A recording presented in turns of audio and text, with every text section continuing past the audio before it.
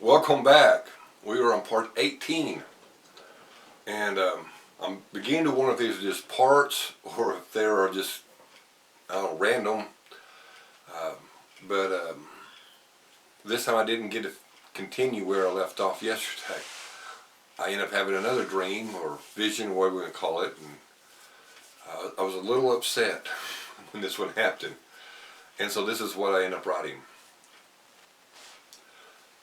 This is getting ridiculous, I said as I looked around the cafe. It was in the middle of the night, and the cafe looked like one of those old ones, like an old Waffle House, or the kind that looks like it's in a yard, one of those large trailers, those silver trailers cafes. Remember them? Using the top, I'm sure.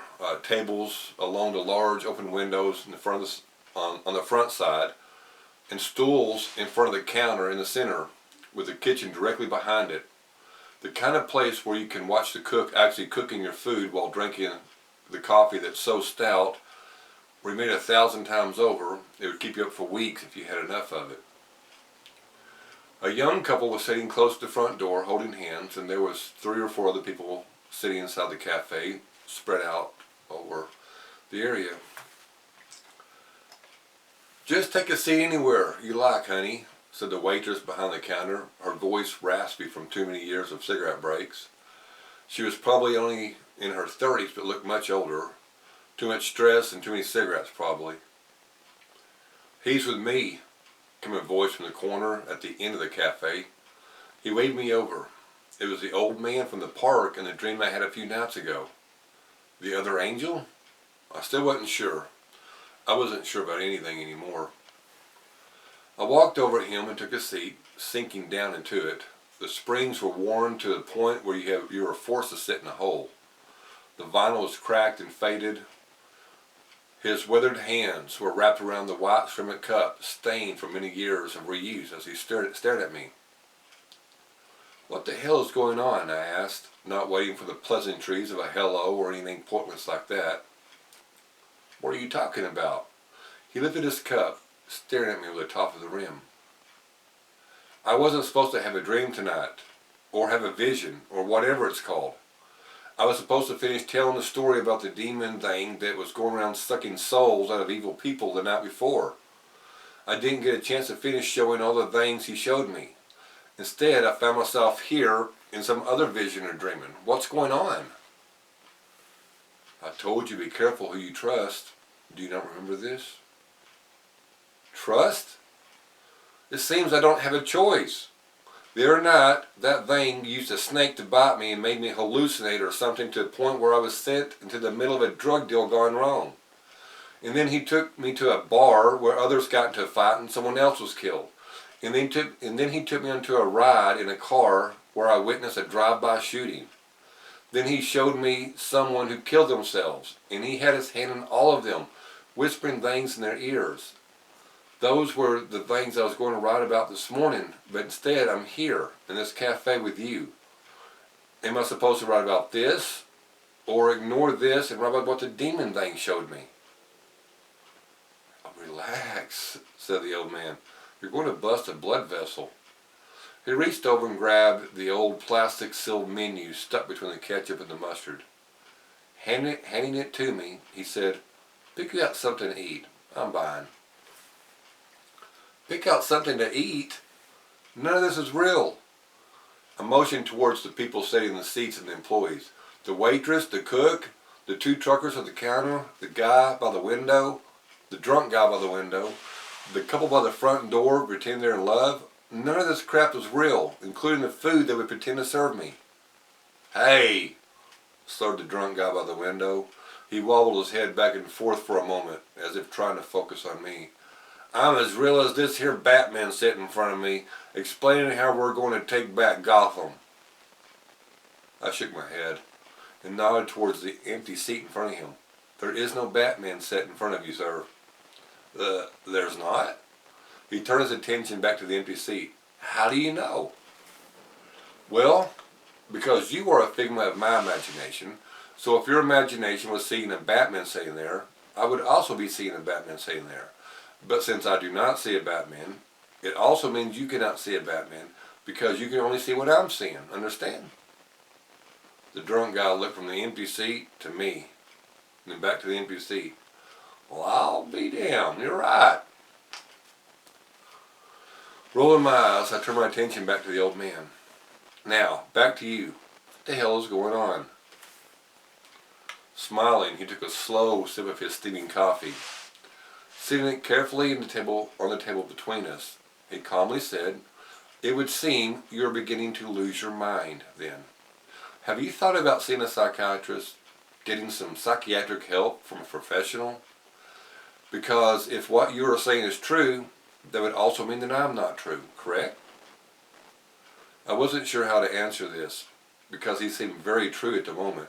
He was the only one reacting to me as if I was actually there, as if we could actually be there in the cafe and have this discussion. But before I could answer, he turned and looked towards the waitress as she came out from behind the counter and walked towards us. "Shauna, get me a refill, and get him a cup of coffee as well. And go ahead and get him the breakfast special, the works."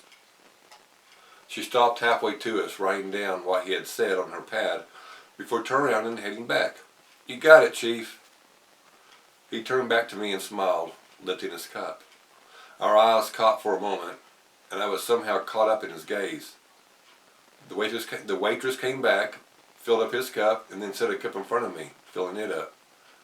Then she asked, "Do you want any creamer with that?" I shook my head. She turned and headed back to the kitchen.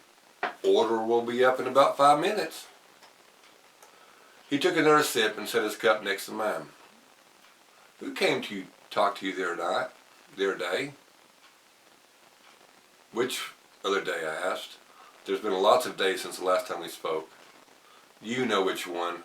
The one who seemed all wise and told you about the gray and hearing people in it. About clairvoyance and crap like that. Do you know who she was?" "An angel, I assume," I said. "Are you sure?" Time ticked between us, so loud I could actually hear the second hand of the clock above our head moving from one second to the other. It ticked and ticked and ticked, echoing around us. What was he trying to ask? Was she not an angel? Somehow, thinking of this, I guess I lost track of time, because the waitress suddenly came back and slid a plate of hot food in front of me. Eggs, bacon, sausage, hash brown, toast, the works. He said, staring down at the food. "How does that smell?" I had to admit it smelled fantastic. "How does it taste? Does it taste real?" He held out his hand, and she placed a check in his palm of his hand before turning and walking away. Taking a deep, suddenly nervous breath, I picked up a piece of the bacon.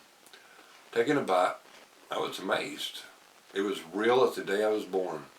"Holy crap," I said, staring at it. It was the most perfect bacon I've ever tasted in my life. I set it down and picked up a sausage. Taking a bite, I looked at him in amazement. "How'd you do that?" "Do what?" "Make this taste so real." "I didn't," he said. "You did." I began to devour the food. I don't think I've ever tasted anything so perfect. "What the hell is going on?" he asked, repeating my first question back to me. "What is going on is you are merging worlds, seeing the lies inside of both and seeing the truth inside of both, and it's confusing you, wouldn't you say?" I suddenly didn't seem to care about those questions. I was too busy enjoying the food. "Yeah, I guess, confusing." I cupped the eggs and took a bite of the toast. "Confusing, He smiled in a way that made me laugh. I continued to stuff my face. "I really take things too serious, don't I? Just let it be, right?" I took another bite of the bacon and sipped my coffee. He nodded. "You do seem to take things too serious at times, yes.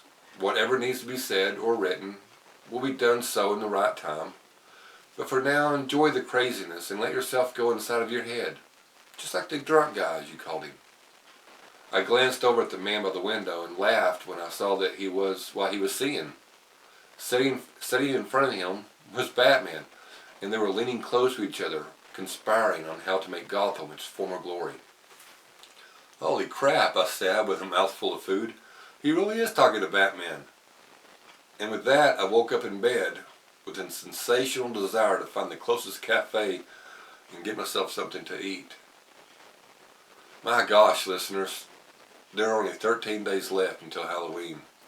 Am I going to be able to finish this? Or am I going to be completely crazy before this is all changed? I guess only time will tell. Anyway, thanks for watching, and we'll see you tomorrow, hopefully.